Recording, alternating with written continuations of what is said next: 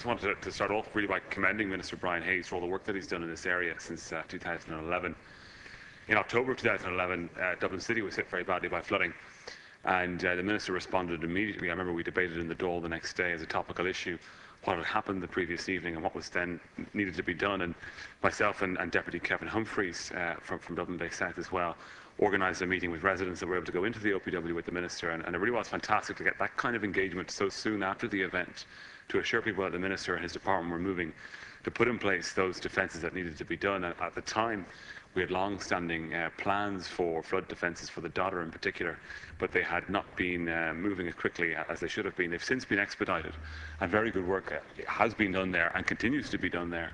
And I know that the context for the current debate in the Dáil at the moment in relation to flooding is flooding elsewhere in the country and coastal areas, and very serious flooding that we've all seen, and obviously people have lost their lives, which has been terrible, and a lot of damage has been done to property and elsewhere. But in the context of moving to try and address flooding nationally in the country, I do hope that the resources and in terms of people and money that will be needed throughout the country, that the resources that have been already earmarked for Dublin are kept to, that commitments made are honoured in relation to the spending and the timelines for the completion of that work. Because if we were to have another event as in 2011, the impact again would be huge, as it was in the constituency at the time. I know there's an issue in relation to insurance, and many of the deputies have raised it. I know the Minister O'Dowd and Minister Hayes are very aware of that. It is a frightening thought, though, that people might be in a house that's been flooded.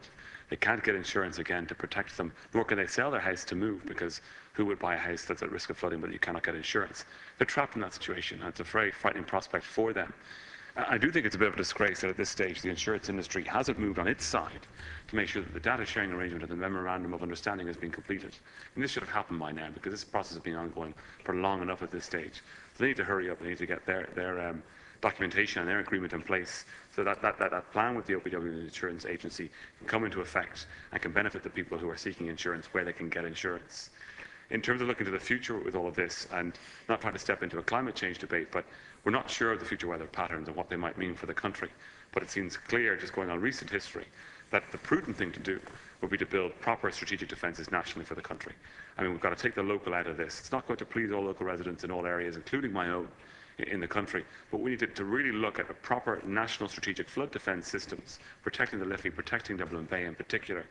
They're not going to be aesthetically pleasing, but if we look to areas like the Netherlands, where they've done a very good job, or even the River Thames flood defence system, which is a retractable barrier and is very effective, those are the kinds of things we need to be looking at. And if we're serious about it, we need to look at a 20-year project for a 20-year plan for some of these projects, because they might take that long, and the funding that will be required to put that in place. And just to conclude, there's not just, I mean, if we look at things like pluvial flooding in relation to rainwater, there is a capacity issue with the drainage and sewer system in Dublin and the Pembroke Rathmines drainage scheme.